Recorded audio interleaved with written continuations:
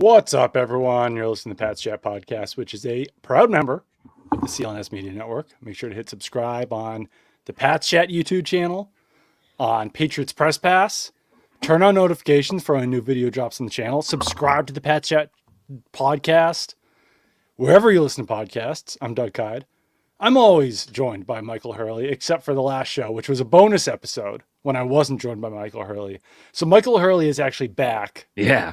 Headline. Michael, we're both wearing blue sweatshirts and hats. How are you doing? Wait, you're wearing a blue sweatshirt? It's a blue camo sweatshirt.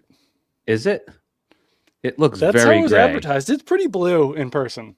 Okay, this is like a blue-pink dress situation. Oh. That looks gray to me. Oh, okay.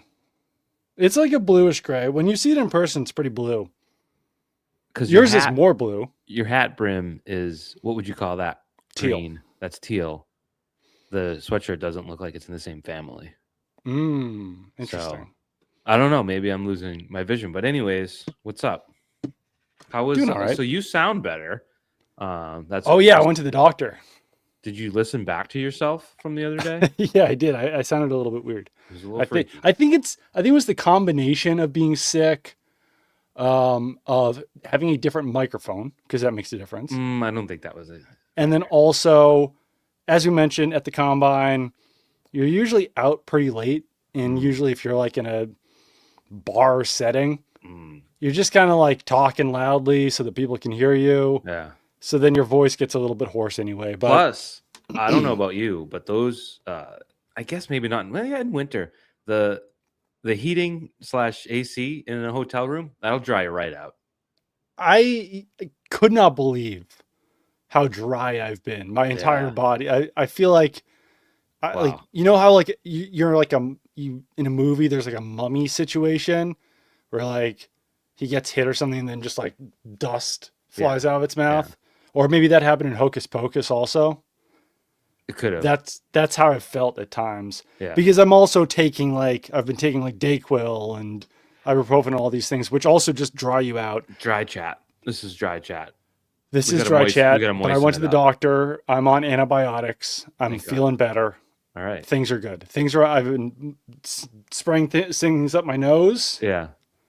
Tell you what's dry on my body. It's my eyes from reading a 45,000 word story in the Boston Herald by Doug Kyed and Andrew Callahan. So it was a story. I don't remember what it was about. It was too long. I got lost. Could you help me out?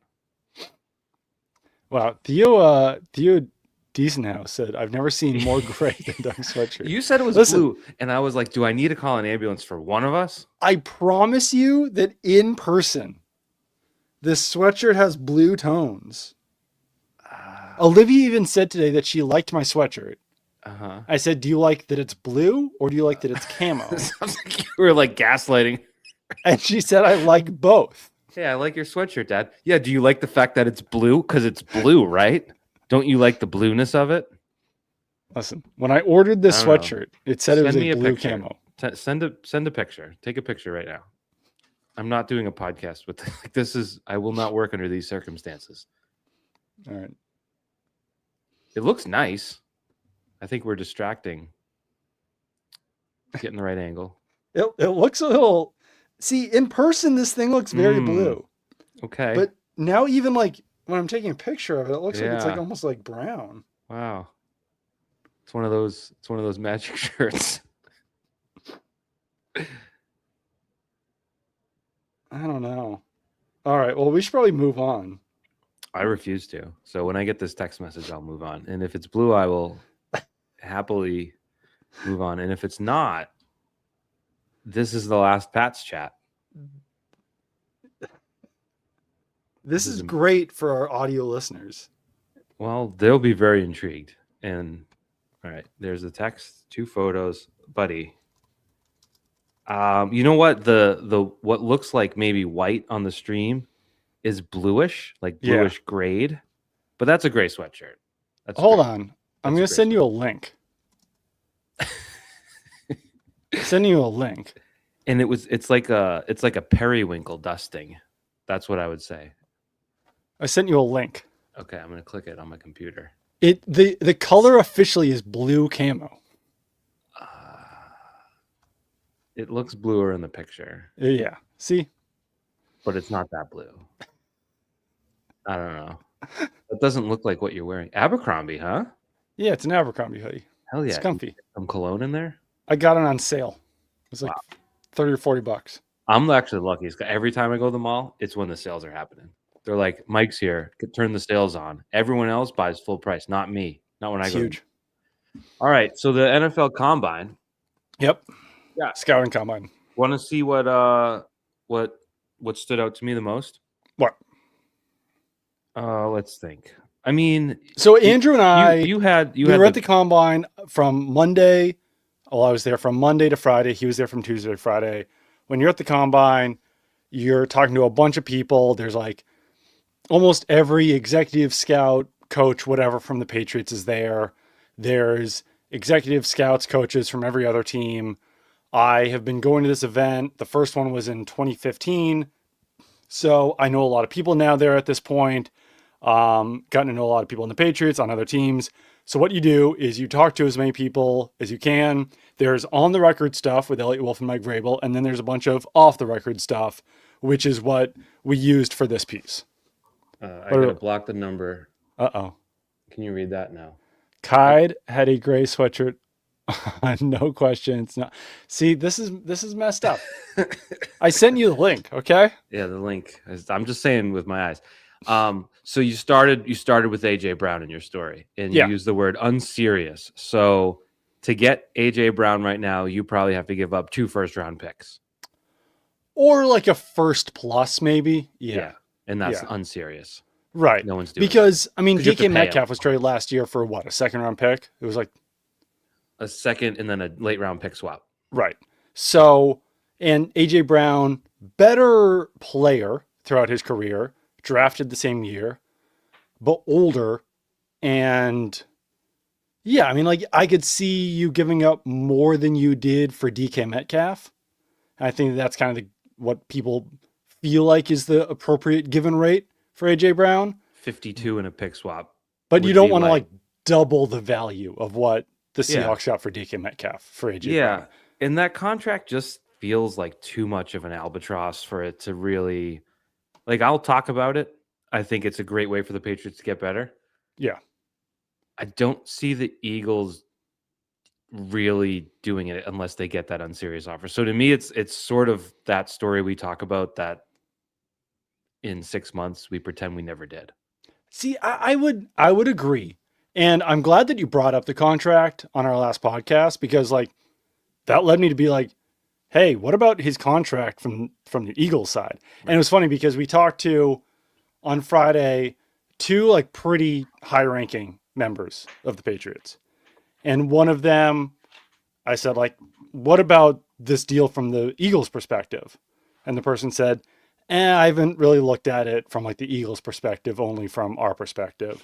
And then the other person I talked to did say, like, yeah, it seems like it's kind of difficult to move, but if anyone can figure it out, it's Howie Roseman. But he's like, if you do trade him and you have to subtract $20 million from your cap space, there's other ways to free that back up. Like they can just do some contract restructures, extensions, whatever. Like they don't really treat their cap the same way that the Patriots do. But it's not something that you necessarily want to take on. That being said, if you do trade it, like you don't have to pay him his $30 million option in September. So that helps you from a contractual salary situation, you know? Sure. You got dollars to play with. Yeah. Yeah. I mean, the salary cap is what it is, but there are certain things that if they felt like they had to move him, they would. But I'm not convinced that they are at that point. Right. I think that the case for moving him is if you're all in on Jalen Hurts. I don't know if I said this on the last podcast, but if you're all in on Jalen Hurts on the Eagles' perspective, and you think that AJ Brown is going to be a detriment to that like you can't sell the team on Jalen Hurts if AJ Brown is still a part of your roster, then that's enough to move him. But like he's going to be the quarterback next year. No, he is. So. And if you think that AJ Brown is going to bring down the ship because he's so sick of Jalen Hurts throwing him the ball, then maybe you have to make that move. And I would say that I also maybe wouldn't take this that seriously, but like Jeff McClain of the Philadelphia Inquirer wrote about this possibility of trading AJ Brown. I think we spoke to other Eagles beat writers who did not think that this was a crazy situation. So yeah, the Patriots have explored it. The asking price is currently unserious, and you kind of progress from there, because this is a situation where obviously any team would prefer to acquire him before free agency starts, so that you know what your plan is. If not, you would prefer to acquire him before the draft. Yeah. And if not, then you would prefer to acquire him before the season.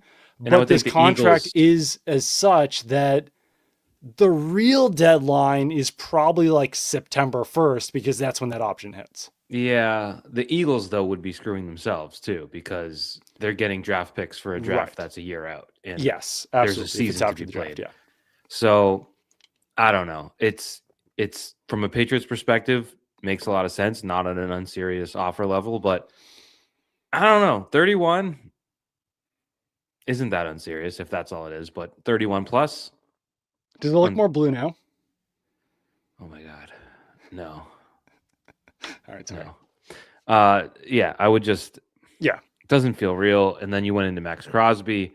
Yep. Which is kind of how we, or at least I thought about it. It doesn't feel like the Raiders are motivated to trade Max Crosby. Right. And I don't think that they are, because he's their best player. It's a premium position. And once again, that's one where they're asking for the moon, or they're asking for the stars, and maybe they hit the moon on that offer. Sorry, I was drinking a seltzer. It's making me very burpy. Hopefully you guys can't hear that. Hopefully Neil deGrasse Tyson wasn't listening, because it's a bit of a misnomer. That Well, you shoot for the stars and land on the moon. Usually, it's you shoot for the moon and then land on the stars. But that's just really. It's just it doesn't make any sense, because the stars way farther away than the moon. Yeah. I would shoot for the sun and land on the moon, maybe. You're going to shoot for the sun? Yeah. It's further away than the moon. Yeah, but it'll burn you right up. So will stars. The stars. Touche. Stars are the same as the sun. Yeah.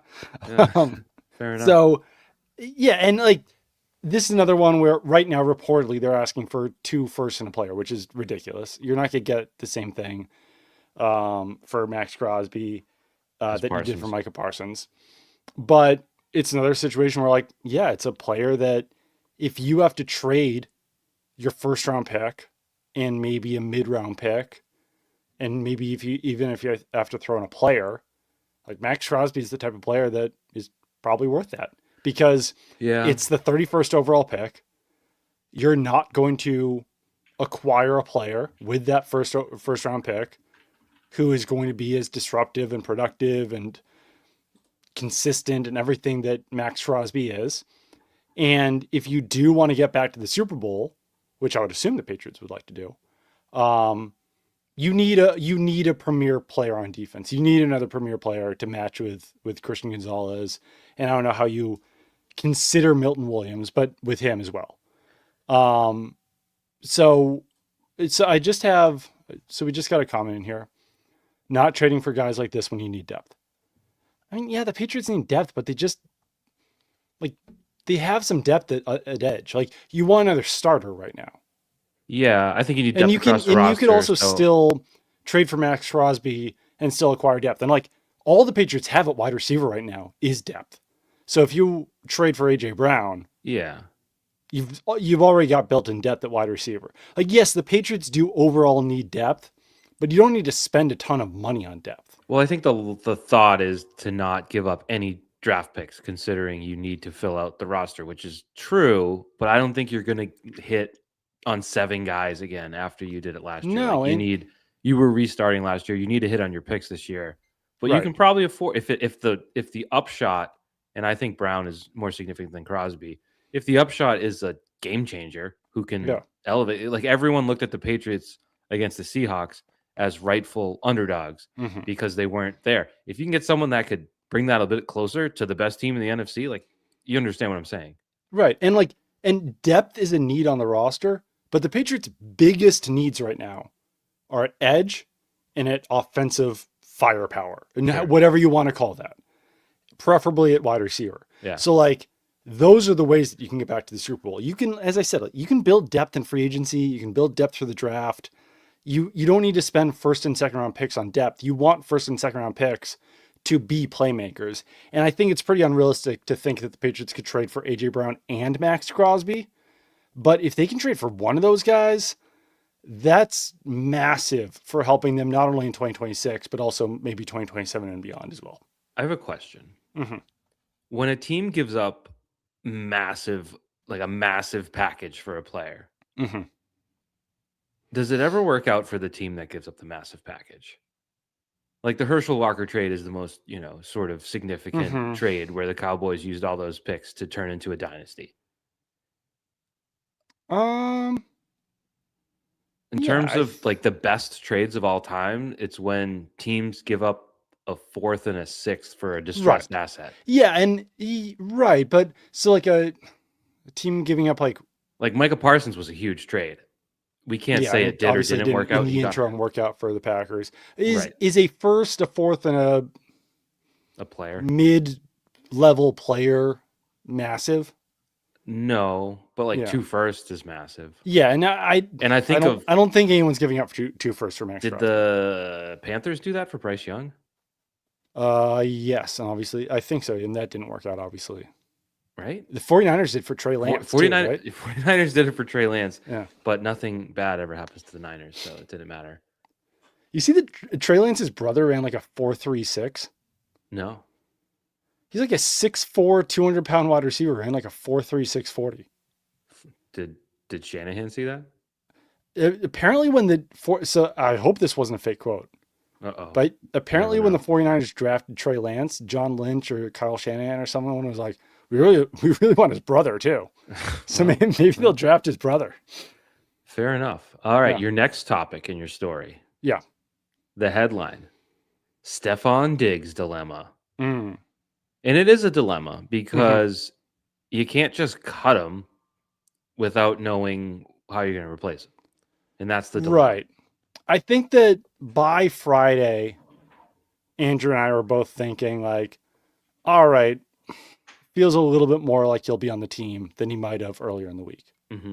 And whether that's keeping him the same salary, agreeing to some sort of extension, some sort of reduced whatever it is, doesn't seem like they're like rushing to get rid of Stephon Diggs. Because you do need to know what you would have to replace him. And if you know that you can trade for AJ Brown, then that's one thing. But if you are going to replace him with a second round wide receiver, then that's not exactly replacing him. Just got a comment.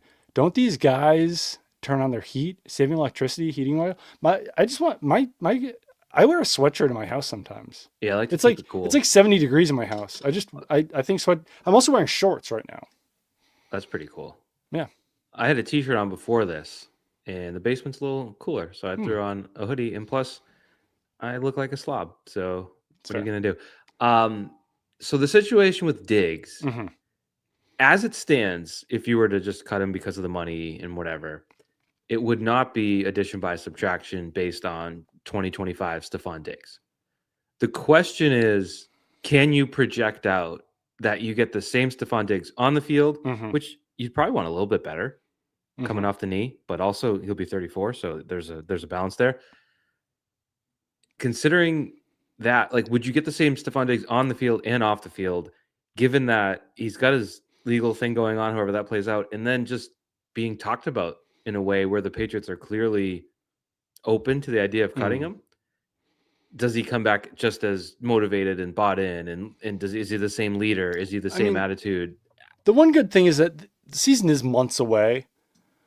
But so I think Stephon Diggs is viewed across the league as, let's call it like a declining player because of his age. I do think that there's a case to be made, as I've made before, that him being another year removed from ACL surgery, even if he is declining, might put him on the same level he was playing at last year. Or maybe even possibly a step above. Who knows? I mean, Wes Welker was a lot younger when he had his torn ACL, but it really took until the next season when he looked like himself again. It wasn't the season after he tore his ACL. Except for week 1 against the Bengals. He was a monster. True. But then that was it. Yeah, I don't think he had 1,000 yards that season. It was the next year after that he was a lot more productive. Could see something similar with Stephon Diggs where it's like, oh, wow, this is the real Stephon Diggs. Welker had a week 17 ACL, so that was 7 weeks later. Sure. But it does put in perspective how quick that. But I think overall, is Stephon Diggs going to have another 1,000-yard season next year? Probably not. But people on the team believe that Stephon Diggs' contract, as it currently stands, would be fair for his level of wide receiver, where he's like a pseudo number one. I think there's still some questions around the team about whether he is a legitimate number one. And I think that's fair to ask after last season, given his age, given everything that we saw. Is this guy still number one? Maybe not. But you're also paying him $20.6 million, which is not the going rate for number one wide receivers. There's a wide receiver in the league making $40 million. It's true. So I think he's due for I want to say the 13th highest receiver salary. Does that sound right? That sounds about right. So technically number one salary, and then you factor in rookies and yeah. So right, number one in the sense that he'll be considered among the top 32 receivers for whatever that's worth. I will look at 2026. I'll look at it as we speak right now for his cap number. Yeah, I mean, Justin Jefferson and CeeDee Lamb are both at 38 million. So 1, 2, 3, 4, 5, 6, 7, 8, 9, 10, 11. So yeah, 12th. Nailed it. But you've got guys like Jamar Chase below him. As far as cash spent, it's a little bit lower. 1, 2, 3, 4, 5, 6, 7, 8, 9, 10, 11, 12, 13, 14. So I said 13 because I just mentally averaged 12 and 14. You just split the difference there? Yeah. That's smart. So it's obviously not obscene. It's probably an overpay. Does that go into the fact that you paid the suck tax last year and had to overpay everyone and you just got to eat it and live with it? Maybe. So I would also say, okay, the guys below him right now. Guys making less money than him? Guys making less cash than him this season. Okay. Chris Godwin. Maybe cashed. Calvin Ridley. Like Stephon Diggs, Chris Godwin, Calvin Ridley, that's a pretty fair level, right? Yeah. If you're putting these guys in tiers, that's like a fair tier to be in. I've seen so many bad things happen to Chris Godwin's legs that it keeps me up at night. Nico Collins, he's above them. Cortland Sutton, Jalen Waddle, those guys are probably also in the same tier as Stephon Diggs. Drake London, probably a little bit higher. Jacoby Myers, probably around the same tier. Chris Olave, probably around the same tier. Terry McLaurin, Devontae Smith, Cooper Kupp, Jameson Williams. So all of these guys who are directly below him in cash spent, it's not like you're seeing these he's in the right tier there. He's in the right level. There's no bums in there. No, there's no bums, but there's also no guys where you're like, Stephon Diggs is making more than that guy, you know? Right. Yeah. Unless they're on a rookie contract. Sure. So someone like Puka Nacua, obviously he's making less money. I believe he makes $30,000 a year, actually. And he has to pay for his own food. Exactly.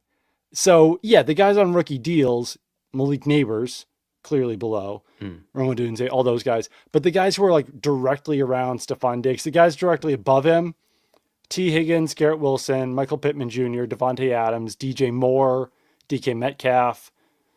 Even that level, I mean, T. Higgins, Garrett Wilson, those guys are probably in tiers above him. But no, I mean, it's not like when you look at the guys who are around him in cash. It's not like you year, wouldn't say, oh my God, how could you pay Stephon Diggs? No, exactly. And I think that's why they're saying it's pretty fair. Yeah. Yeah, I'm with you and Andrew in believing there's a better chance that he's on the team because. But it's not a certainty. It's not a certainty that he's back. But it's like I'm feeling better after this week than maybe I did beforehand. I think you and I talked right after the Super Bowl, and I was like, I'd move on, but you have to make sure you upgrade. And the second part is as important as the first part. It's not. You're not the same way the Eagles aren't desperate to get rid of AJ Brown. Let me restart that again. The same way the Eagles aren't desperate to give you their best receiver because they'd have to get something massive to make it happen. Like there has to be some sort of reason for it to happen. Yeah. All right. I almost said AJ Green. Wow. And he's available. He is very available. He remains unsigned. Before we get to our next topic, I do want to talk about Prize Picks because you can shoot your shot on Prize Picks and get $50 instantly in lineups when you play your first $5. That's right. Prize Picks is now giving you $50 in lineups when you sign up and play your first $5. Prize Picks makes every dunk, every dime, and every board that much more exciting. So don't miss this chance to get started. America's #1 app for sports picks. Download the Prize Picks app today. Use code CLNS to get $50 in lineups after you play your first $5 lineup. That's code CLNS to get $50 in lineups after you play your first $5 lineup. Prize Picks. It's good to be right. We don't have Jason Tatum back yet, but I think he's coming back soon, right? Probably. Seems like it. He's got a movie. It's all, I don't know how much sports radio you're listening to. It's all this drummed up like drama and storylines and soap opera. And it's like, man, you know what I miss? Football season. But he'll be back. And then he'll play. And then there won't be storylines. There'll just be basketball. Prize Picks can help you get through until football season. Because when Tatum does come back, you can say if he's getting more than or less than a certain amount of points. You can do it with Jaylen Brown too. You can pit them against each other in your Prize Picks lineups. One more, one less. You can play the Boston sports radio game there. So, do you have? Can you do more hurt feelings from Jaylen Brown? Because that would be what that would be. It's certainly possible. Yeah. All right. You also got March Madness, so that's fun too. All right. So what's next on the? You had free agency. We got a comment here. We got a question. Oh boy, let's do it. Is Pittman an upgrade over Diggs? Not like significantly so. He's younger. Right. Well, that's the thing, and you wouldn't let me do. Like, would you trade Stephon Diggs 1-for-1 for Michael Pittman? Yeah. But Pittman hasn't had like a 1,000-yard season in a couple of years, right? Correct. I do apply the same 2 in his career. Okay. I apply the same logic. I might have mentioned it the other day when you wouldn't let me talk about Alec Pierce. Quarterback's a factor in that because I watched Justin Jefferson be completely useless this year without a quarterback. So he had a bad situation there. Yeah. The Colts quarterback situation has been bad. Daniel Jones was their quarterback this year. Their number 4 overall pick broke his orbital bone with an elastic band during warmups. Things are bad there. So I'm sorry for not letting you speak about Alec Pierce. You can talk about Well, you said they're probably going to retain him, which was also in the story. So I understand. But that was one that's like he's presumably the best free agent, theoretically, quote unquote, whatever you want to call it. The fact that you can produce in that offense it's impressive. Yep. So I would apply the same logic to Pittman to a lesser degree. Do you want to know something that I learned today regarding a human being who was involved in the Colts quarterback situation? Yes. I saved this for the podcast. I was about to text it to you. Oh boy. And I didn't do it. Is it about Phil? Philip Rivers. Yeah. It's just a fun fact. This is not going to be anything groundbreaking. It's not breaking news. Philip Rivers still uses an AOL.com email address. Wow. Isn't that great? Isn't that fun? Isn't that just a fun fact? Do you think it does the You Got Mail? I don't know.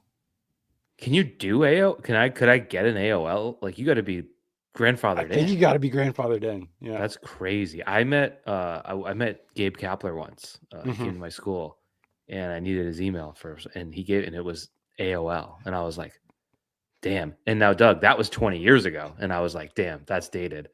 Here we are. I don't know anyone. Let me search my Gmail real quick for just AOL.com. Although Gmail search is functionally I think useless. there's a Patriots beat writer who still uses an Oh, AOL.com. there sure is. Yeah, there is. Yeah. Do we keep his identity I a think secret? It's not a bad. It's not it's a totally bad up to thing. you. It's not a bad thing if Tom No. Curran uses AOL.com. Like it's just he likes his email. Like If, for instance, Tom Curran, if used Tom AOL.com, Curran were the if that one, was the guy that we were talking about, then it would not then, be a big deal. like we're not like calling him out or putting his like just if it's him. If it were him and he Yeah. signed up for that email in 1998 and didn't want to get a new one at any point, that makes sense. But what is that if it were him, he would be the only person in my entire Gmail history with that. How much worse is AOL.com, or is it worse than Hotmail.com? So I don't know. Worse is judgmental, but I think AOL is more bizarre because more people probably had Hotmail. I had Hotmail. I had a newfound. I had Hurley. Hotmail too. Well, I also had AOL.com at some point. I guess I was more of an AIM guy. I didn't have AOL for that long. Interesting. Speaking of a newfound Hurley, Newfound Glory album. Check that one out yet? I have not heard the whole thing yet. I just like that Chad's ripping riffs. I like that Chad's out there creating pop punk riffs, and they're in the world. That makes me happy. Absolutely. That's my review. Did you hear the new Menzinger song? I did. Pretty good. It was pretty good. I don't like the phenomenon of just releasing one song. I don't know. Bands, it's modern days. All right, free agency. Here's a line I didn't like. I don't know if this was you or Andrew. Yeah. Okay. Go on. Expect the front office to pursue pass rushers a step below Bengals star Trey Hendrickson, Eagles defensive end Jalen Phillips, and Ravens outside linebacker Odafe Owe. I get it. Breaking the bank on an edge rusher feels like paying for past performance most of the time. But I don't know. Aiming low also feels kind of womp womp. I think it's just being realistic, and it's still possible that they could land Owe or Phillips if they come in a little bit lower than expected. But I was a little bit surprised, I think, overall, by the tenor of responses to the piece that we wrote, because I felt like it was overall good news. I don't know. I mean, like the idea of trading for AJ Brown, the idea of trading for Max Crosby, the idea of retaining Stephon Diggs. And I don't know. I mean, like this front office, they've just always pursued things the same way. And I think that people perceive it as the Crafts being cheap, but I think it's just the way that they've always done things. Yeah. And the Patriots have always historically just spent up to the cap. They don't take many risks when it comes to contracts. They don't typically mortgage the future. They don't typically borrow from the future in order to spend now. And I think that comes from the structure that has been in place for years and years and years. And I don't think it's the Crafts who are doing that. I think that is their cap mantra, I guess I would say.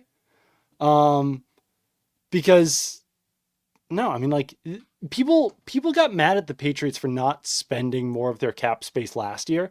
And I don't want this to become dog defense Patriots or anything like that. But people got mad that they were like, why aren't they spending that like $40 million they have in cap space right now? And it's like, do you know why they didn't spend that? Because now, even still, they only have $40 million in cap space. So if they had spent that, then they would have $0 in cap space right now, because all those free agent contracts that they signed are higher the next year, because that's the way that things are always structured. So I would say they're always very smart about their spending. They're always one step ahead. And if they feel like they cannot afford, if Hendrickson or whoever gets out of hand, there's probably a reason for it. So is it going to make people happy? Does it guarantee that they're going to be back in the Super Bowl? No, but I also don't think you need to, when you have a quarterback who's entering his third season, I don't think you need to go all in for that third season, assuming he's going to be here for more than 3 seasons, Yeah. That's my piece. I would add, well done. I would, if I had a soundboard, I'd do a round of applause. Well said. Rare is the team that spends $364 million in free agency 1 year and then spends a ton the next year. That doesn't feel, and there has been a history for that reason of the team that spends the most in free agency getting like a 5-win pop and then crashing the next year. So I think you have to guard against that. But I don't know that guarding against that is to just keep spending. It's to keep the linear growth that you started progressing in the right direction. So that's the part they have to get right. It's not just by not spending $300 million more dollars that happens. But I don't know. I think last year was such a harsh and aggressive reboot that it was necessary to spend that much. Now you're looking at a roster, you know your players. You're probably not going to turn over 33 guys. Right. It's just going to be a little bit more a cautious approach. And even Elliot Wolf told me on the record before the Super Bowl, like Richard Miller, who's the Patriots cap guy, likes to remind them that they spent two off seasons worth of cap money last year. Yeah. So at a certain point, that's going to have to drop off. And I think they're being very realistic that we don't have the same amount of cap space. And they also don't view this free agent class as being as strong as it was last year. Yeah. And I'm trying to look because like I say, it's just off-putting to hear they're going to shoot lower than the top of the class. But Trey Hendrickson is obviously coming off an injury-plagued year. You don't know what you're going to get there. He's 30, 31.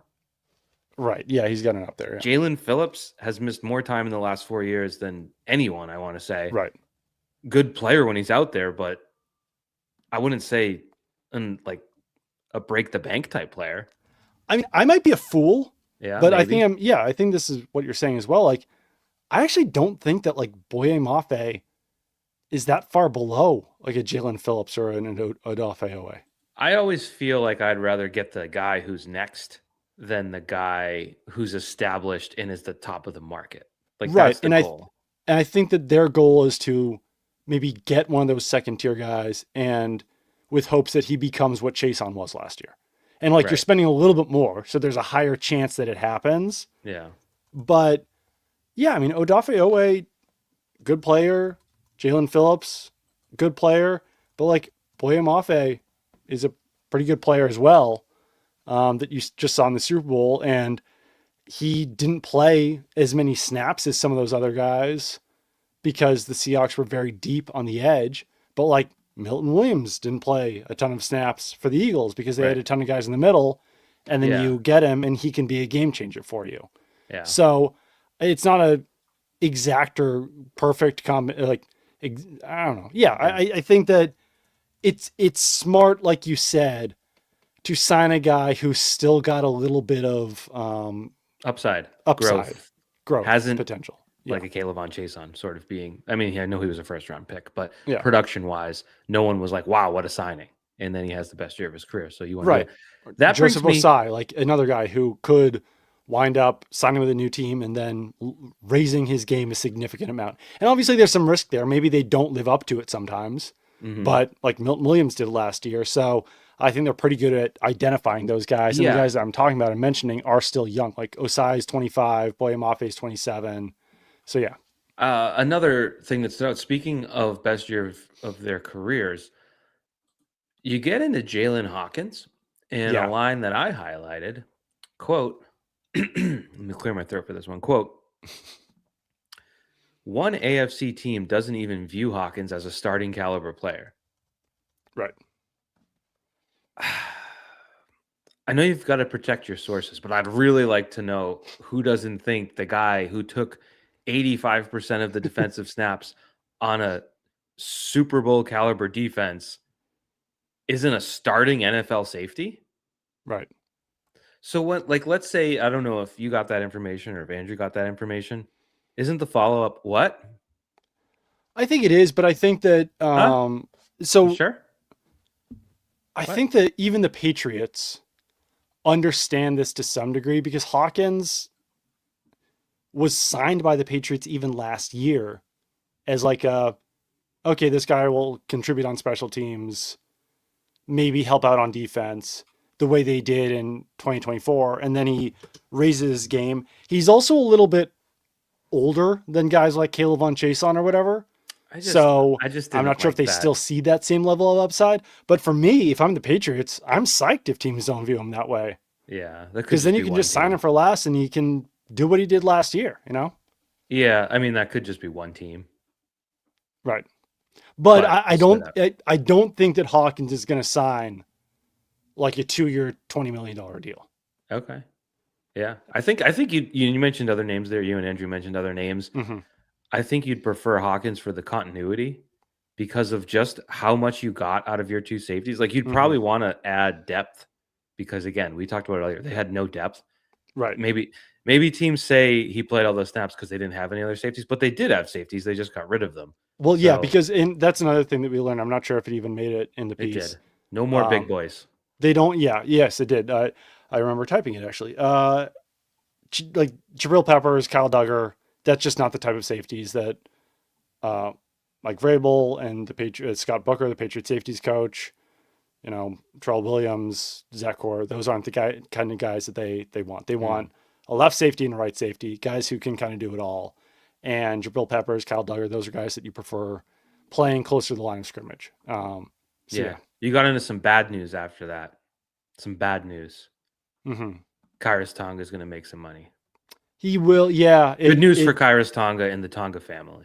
I know that Mass Live got out ahead of us on this one, but sounds like there were some contract talks in December between the Patriots and Tonga that broke down.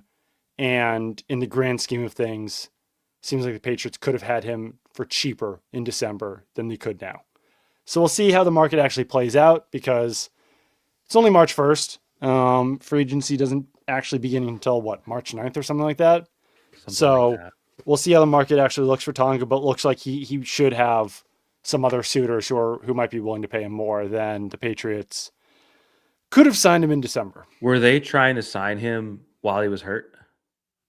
Classic move. I'm not sure. I'm not sure the exact. I just know. Yeah. Classic move. Like, hey man, we still believe in you. We'll give you a contract.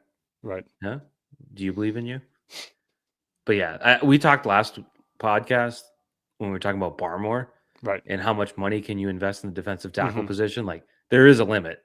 Yes. And if you already have Milton Williams and Barmore for a certain amount, then now this is another line. All right, Doug, I'm a football guy, right? Okay. I used to play football, not to brag. I was really good. Everyone still talks about it. This was you. Touchdown. I did catch a touchdown against Pope John, which might not even exist anymore. So that tells you how good they were. Stiff arming guys.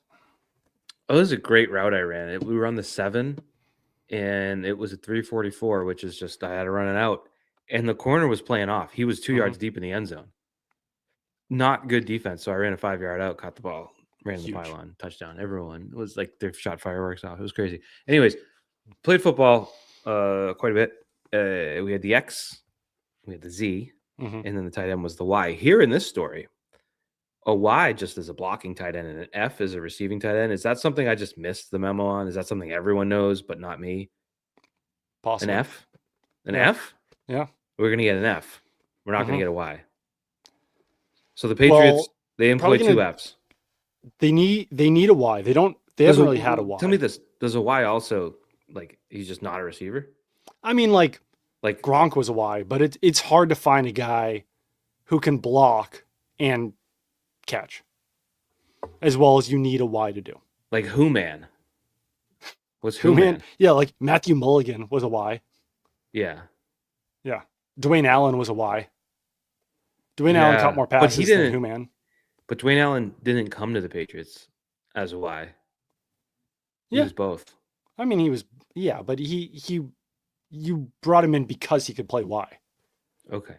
But I don't know. And traditionally, like Gronk was the Y and Hernandez was the F. I know we're not supposed to talk about him. Hernandez was more like a H-back or something. No, he's like a flex tight end. Yeah. Yeah. Like, what's his name? Who was the guy from Gesicki? He's an F. So just guys that don't block but catch passes but play tight end are Fs. Yeah, and like Henry can play Y, but he's more of a receiver, you know? Hooper's an F. Yeah. They didn't, those are guys who can do both. They can play in line and they can play off the line. It's not really their thing though.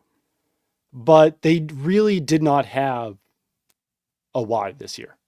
And I mean, Josh McDaniels through the years brought in some like real non-receiving tight ends that I've already talked about. Matthew Mulligan being the one who always comes to mind first for some reason. Probably because he was targeted by Tom Brady in the AFC Championship game, highlighting a massive failure by the team to build an offensive weaponry core in 2013. Goalie 2552. Bennett was our blocking tight end for a while too. Yeah, he was a Y, but like college teams don't really use Y tight ends anymore. Yeah, so that's why it's hard to find them. That's why it's hard to find a Y in college. And one, I'd call them like a tight end expert that we were talking to at the combine, said there's really only like one Y tight end in this draft. Okay. Yeah. Yeah. And it's the other Ohio State tight end. Kids don't want to do that anymore. Right. I mean, if you're a kid, Alpha, like Robert Gronkowski was a 1 in a million. Like, you want to be Travis Kelce. You want to run your routes. You want to catch your balls. You want to score your touchdowns. Yeah. You don't want to block. There's no stat for it. Right. But there are some guys in free agency that they could sign. Charlie Kolar, Cade Otton. As a University of Washington fan, I've got some sort of, I have a helmet up here somewhere. I can't find it. Cade Otton, always liked him at UW. So he could come in. He's been good in Tampa too. Do a little bit of both. Yeah, and he's a guy that you look at and you're like, he could probably grow a little bit in the NFL. You know, his best years might be in front of him. What was he, like a 2021 draft pick? He played with Brady, so could be 21 or 22. Yeah, 21 maybe, 20 or 21. Yeah. Well, yeah, if he played 4 years, 21 we'll call it. Nope, 22 we'll call it. See how quickly I did that math. He was drafted in 2022. Yeah, I figured that out. And he's played a decent amount of football. Bigger guy, 6'5", 250. All right. He could pair well with Hunter Henry out there. You need a younger guy, and he's 26. Yeah. We kind of did the Barmore thing last podcast. Can we skip it? Anything new? I think the new thing is that it just feels more like they're going to be willing to bring him back. Okay. Got it. So I have more confidence now than I did the last time we podcast that he'll be a member of the team. Another one where they feel like the contract's fair. Like, who knows? One person said to us, like, the only guys on the roster who are truly safe are the quarterback and the cornerback. Anyone else, who knows what could happen there? Like, they don't want to make any guarantees about anyone else. Sure. But Barmore, contract, $12 million, really not that crazy. And they really wanted to split like the player and the legal issues as much as they could right now, because like they don't really know what to say about the legal issues until they get resolved. But yeah, I don't think, All right. Now I can bring up what I want to bring up. You guys got into the report card, the NFLPA report card. Yes. And the team plane coming under fire, which has been described by people as feeling, quote, borderline unsafe. Current staffers describe a sense of unease whenever they land for road games. I heard this last year. I need to know what's going on in this airplane.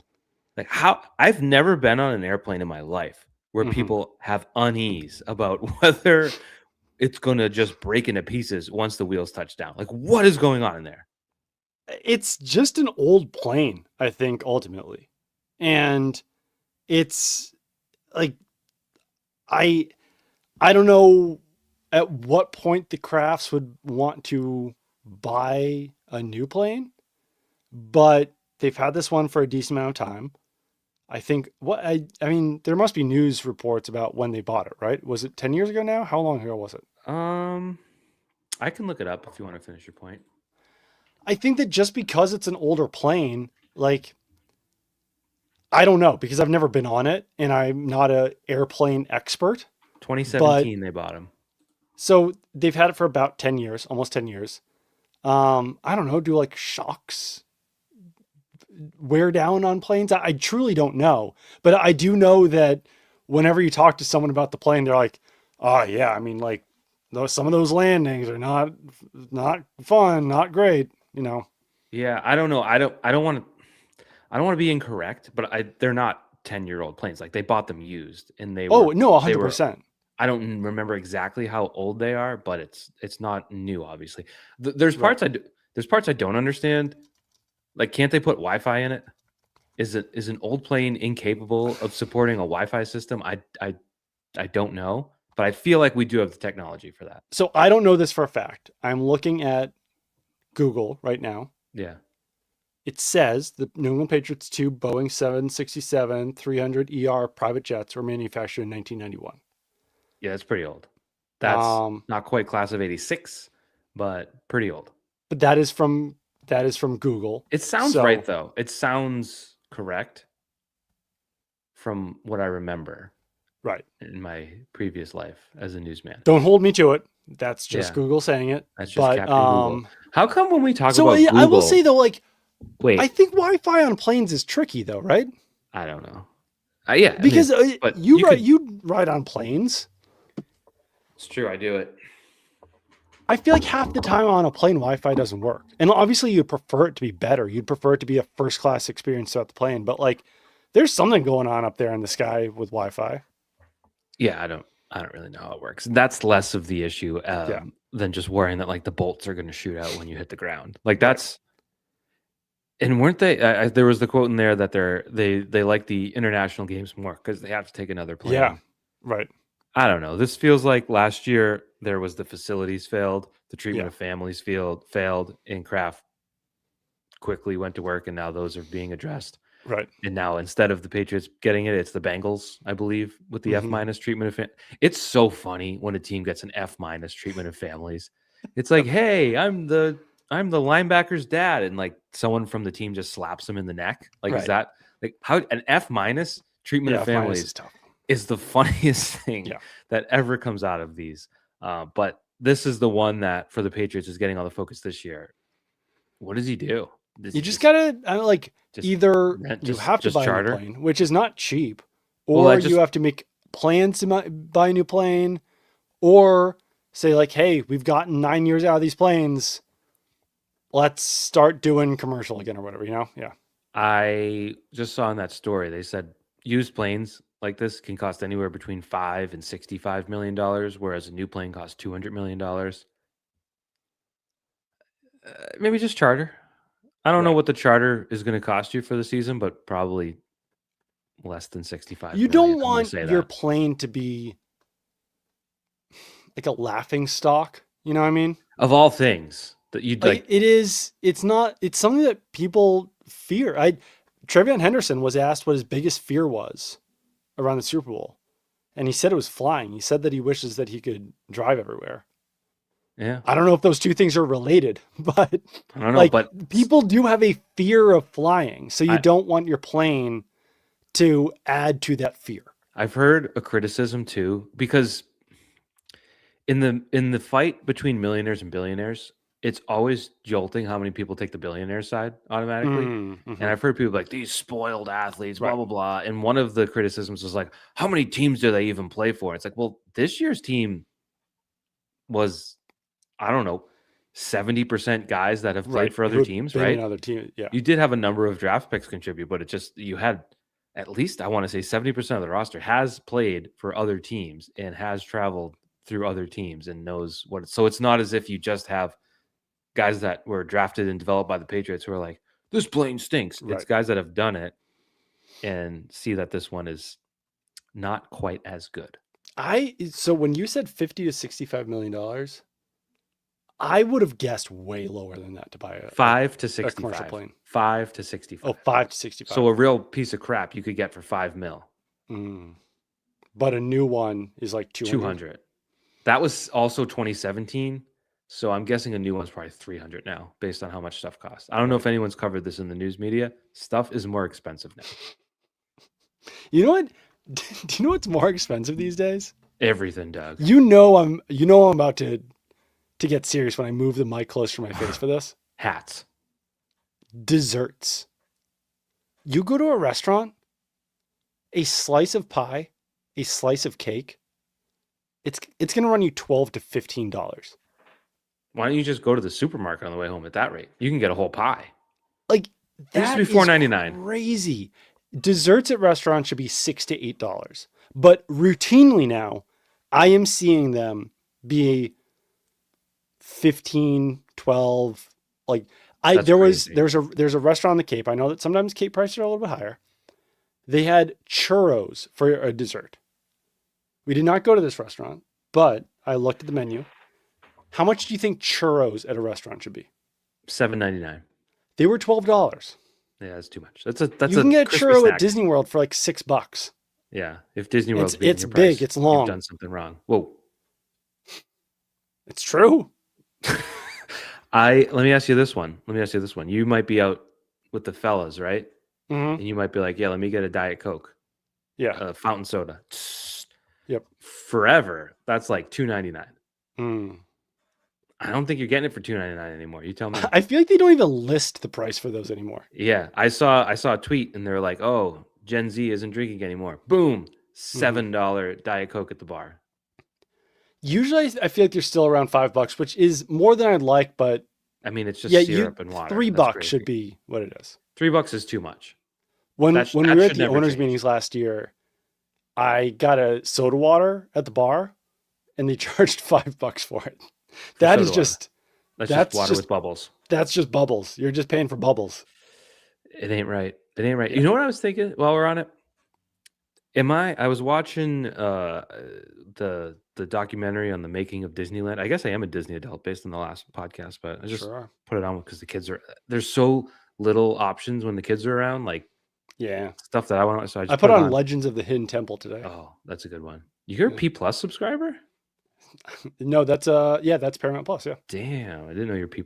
We got everything. I used to get P+ for free. I haven't subscribed since then. But I'm watching, right? And for whatever reason, I was thinking, like, when you were around in like the 50s, I feel like you could take your kids to like the aquarium and pay a fair rate. And now, if you want to go to the aquarium, no way, you have to budget it. It's going to cost like $117 to get in the door. And you're like, I don't know. Everyone's out to screw you now. Everyone is just out to steal your money. Christmas time too. Like, oh, the zoo lights or whatever. Like, all right, that'll be $35. What?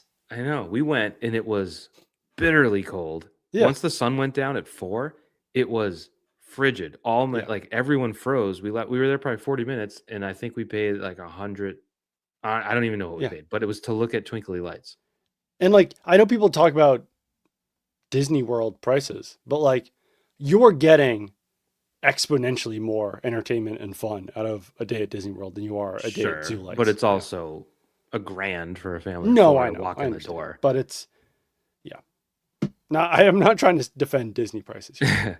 You're like, the Patriots just handle their cap perfectly. The Walt Disney Corporation has appropriate pricing.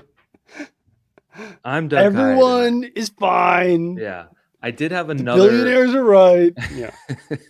I had one more quote that stood out to me is about Mac Hollins lacerating his spleen on the first play of the Ravens game, and yet going on to finish with 7 catches for 69 yards. He actually wanted to avoid injured reserve and felt he could play through the ailment. He was mad he couldn't keep playing. Buddy, I know he's a different cat, right? Yeah. But when I hear lacerated spleen, I say, oh no. He says, suit me up. I want to play football where people are going to try to kill me every time I go up to catch a ball. I know that people see him dressing like the guy from the Warriors, or who was he? What's his name? Silence of the Lambs guy. Hannibal Lecter. Like, obviously to some degree it is an act, but he really is that way. Yeah. Like, he's not putting on an act. That's who he is. And if you don't like that about him, if you don't like who he is, that's fine.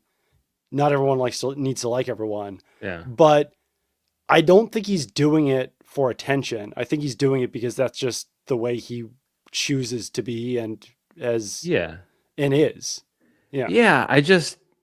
When you're, I don't know, lacerated spleen, just say it out loud. You can't play football. You can't play NFL football with. Maybe you can play flag football. Probably wouldn't recommend that either.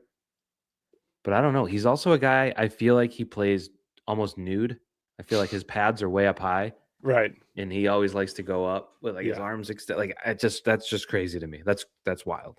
It does feel like he's a guy who will finally stick around in the same place for 2 years in a row. Because he hasn't done that in a few years now. But talking to someone close to him, they feel like he's someone who, like, despite his age, can keep playing at a high level too, just because he didn't play a whole lot early in his career, and he truly does stay in phenomenal shape as well. Yeah, he's not getting fat. No, no. I can't imagine. I would say, as far as players he probably has the lowest body fat percentage on the team. That'd be a fun thing to publish. Put that in the report. Maybe the owners should do that. We are NFL owners report card. We're publishing players' body fat percentages, who's late, who lifts the least amount of weights, who benches the least. I think Hollins would probably be number one. All the Trevian Henderson would be up there.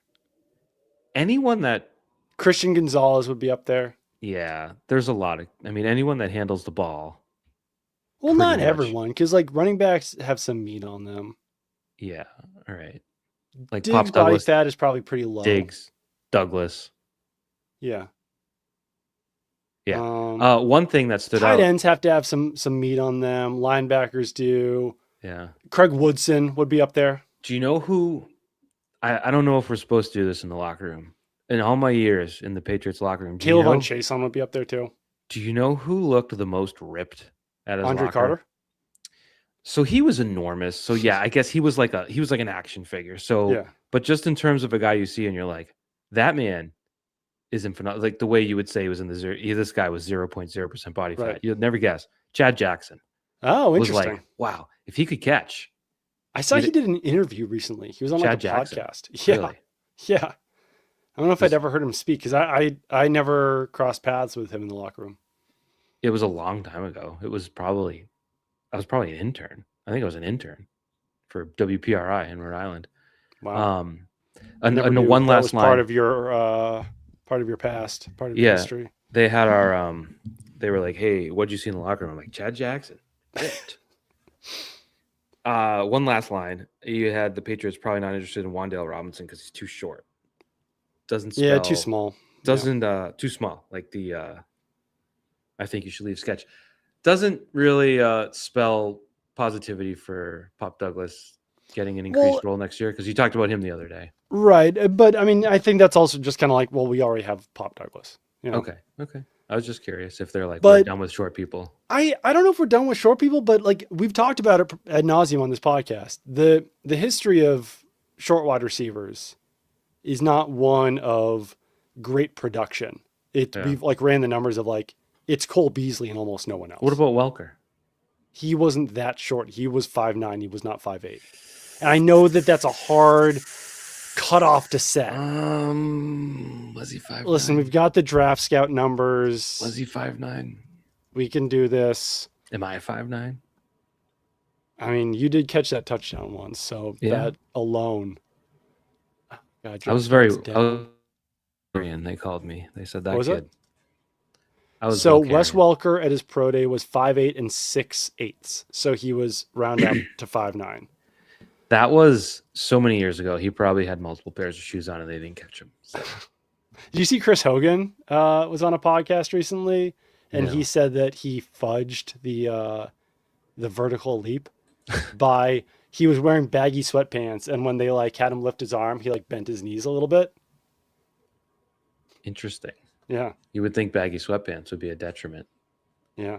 Anyways, we made it through your story. There was the other last line. Their last line confused me. One team evaluator hoped to upgrade the fullback position mid-season, which could open the door to a free agent addition like Patrick Ricard or Reggie Gilliam. What? I think that it was just kind of like, so in the middle of the year, they were probably like, could have used a better fullback. But I also think Westover improved as the year went on. Not to say he's going to be the fullback next year, but yeah, I think you need a better blocking tight end than a fullback because I mean, I don't know. I'm biased because he's the UW guy, but he delivered a really good block, I think, against the Ravens. He was someone who got better as the year went along, and like, what was he a top fullback in the league? No, but he's got some athleticism too, and I know he's got some fans in the building. So, but no, there were some people who thought at midseason, like, yeah, we could probably use a better fullback. Okay, I got it now. All right, there's your story. How many words? There's the story. Yeah. We worked hard on it. Thanks for reading it. Thanks to everyone for commenting on it. I think there's things to be positive about. There's things that you can be negative about. I was surprised how negative everyone got, but that's just the subset of Twitter too. So it is what it is. Do you ever grab the Sunday paper? You ever when you get a big one? If I am at a store, I did not do it this time. I want to, when I go to Market Basket and there's like a Patriots story on the front page, I want to like stand next to the rack and be like, hey, extra, read all about it. I know him. I did that when my first paper, I've probably said this before, but the first time I was in the Herald, this is me, why I joined, blah, blah, blah. My picture was in there. So I went to Shaw's with Olivia and I was like, oh, look at this. And then I turned to her, I was like, that's me. And she was like, oh my God. She flipped out. It was great. It was like being Taylor Swift in the Teen Beat magazine. Exactly. Yeah. Pretty Hottest new reporter. Who's he dating? Herald Land stud. On that note, we actually mixed in our post 45-minute stuff seamlessly throughout the show. We really did. Pretty great. Like unprompted. We're getting good at podcasting. Did you see the Mekhi Lemon, the USC wide receiver? Oh, yeah, I did. Who was talking like this, looking up at the sky.